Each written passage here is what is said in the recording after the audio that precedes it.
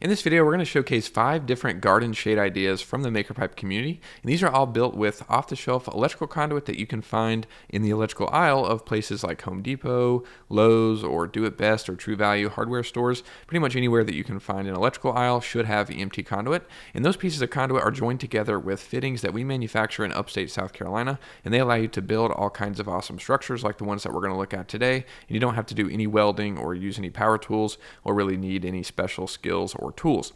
And this first one is shared by Ben, and this is a really fantastic idea and has a cool technique that I want to highlight within this that we'll look at in a second. But first of all, I just wanted to highlight the main part of the structure, which is just this simple rectangular cube that we often see. And essentially it just consists of 6 verticals that go up to create this cube, and then in the corners we can see the MakerPipe 90-degree connector, which is a common connector that you'll see for creating rectangular cubes like this.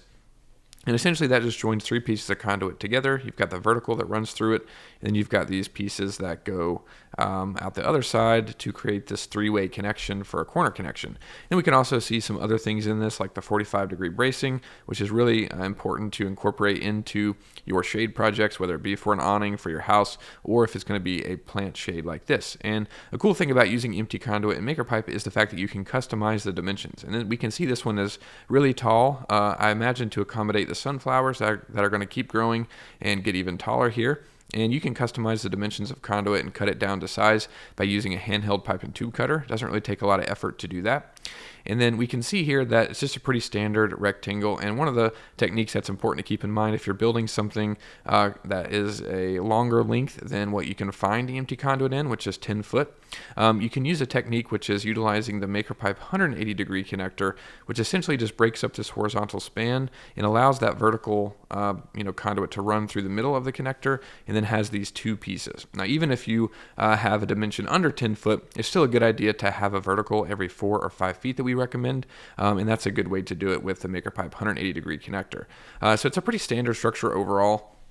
But something that we can see that's really cool in this and a really great technique to incorporate, and that is by utilizing the fact that that middle piece of conduit running through the 90-degree connector, we can see here that it's going to have an exposed end on top, and basically Ben utilized this to his advantage by utilizing the MakerPipe threaded pipe inserts that you can insert into the end of conduit.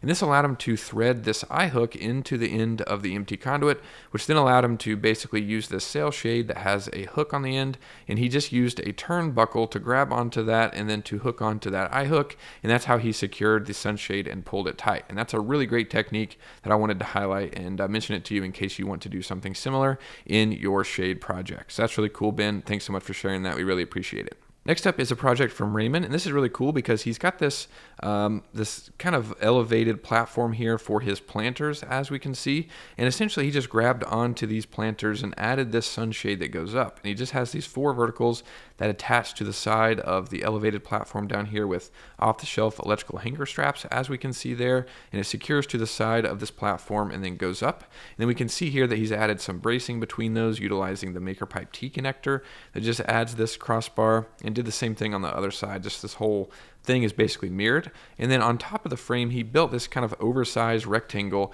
using some more of the MakerPipe 90-degree connectors in the corners.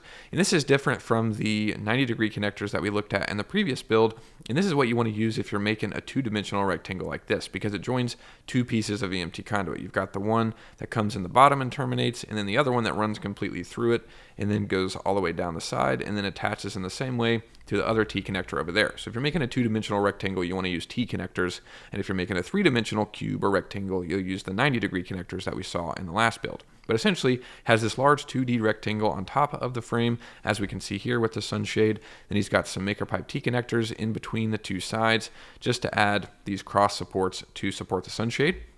And the sunshade is pulled tight and secured to the frame utilizing, and they utilize some of the ball bungees that go through the grommets of the sunshade and pull that and pull it tight so that you can secure it to your frame and keep it taut like we can see here. And that's a good idea to incorporate into your shade projects, just to find sail shades or awning material, canopies. You just want to look for the cloth that has the grommets already installed in them. It makes it really easy to secure them to your frames, and you can use zip ties or ball bungees and different things like that. So really great idea, Raymond. Thanks so much for sharing this.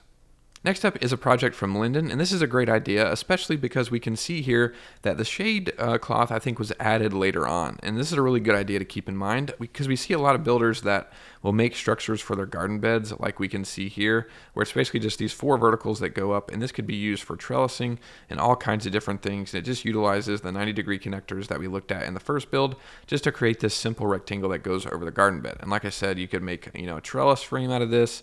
You can turn it into frost protection for the plants inside, do all kinds of things. But the good thing about Conduit and MakerPipe is the fact that it's extremely modular and you can customize it all the time to do all kinds of different things in your build. And something that Linden did here was actually add on this shade structure, and they utilize the MakerPipe crossover clamps, which are essentially just a bent U-bolt looking thing that goes over and secures 2 pieces of EMT conduit, one that runs that way, and then one that kind of intersects it there, and it doesn't cause, you don't have to cut the conduit. You can just kind of keep it all all the pieces one continuous span, which is really great because that means he didn't have to modify this build here, this cube that's over top of the garden shade. He could just or over top of the garden bed, he could just add the shade without having to cut any conduit or modify it in any way.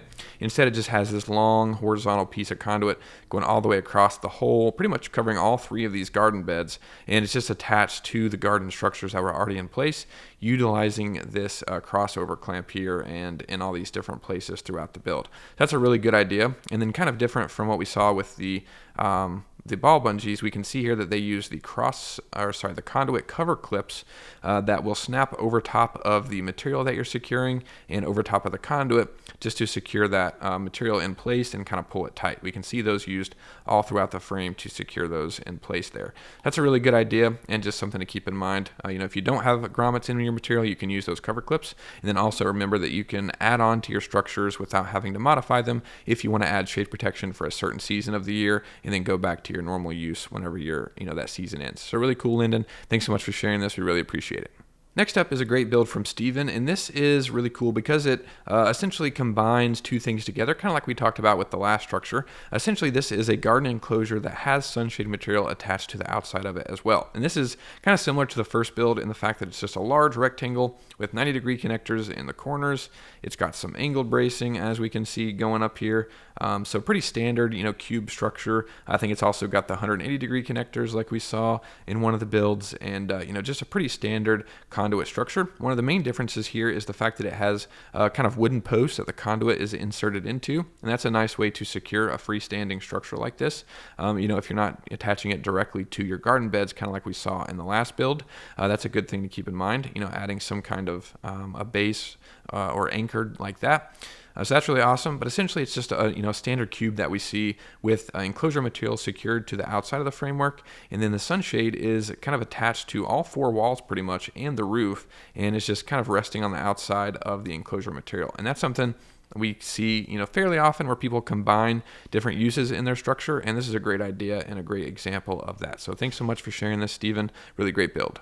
Last but not least is this project from Nick, and this is a really unique and cool shade project that was put together and shared recently. And essentially, kind of like we've talked about, this is attached directly to the garden beds. It looks like using the off-the-shelf hanger straps, which we've seen at least once in this video so far. And then essentially we have these conduit verticals that go up and just utilizes the handheld tubing bender to add this this bin that goes up, and then those go and attach to the MakerPipe 90-degree connector, which gives it this really steep pitch here, as we can see here, and it goes all the way down. And this is one of those structures that is kind of combined to create a shade over the whole garden, and it attaches to individual structures that are on each garden bed, as we can see here. So we've got all the verticals that go up from the garden bed, and then those secure to the overall structure and attach in different ways. But we've got this long ridge pole that goes through all 4 verticals on the 2 garden beds on each side, and then the 90-degree connector is what secures those in place there. And then essentially Nick added this shade over top all 4 garden beds by using T-connectors to grab onto that ridge pole and then sending tubes up to the peak of the shade structure. And I imagine also use T-connectors again here because those work really well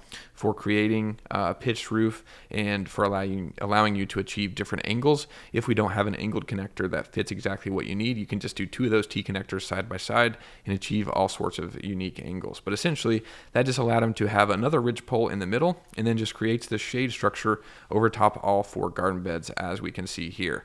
And that's really awesome. And like I said, just a great thing to keep in mind if you want to combine one large shade that attaches to individual structures over each garden bed. So that's something to keep in mind. We can see here this one doesn't have grommets.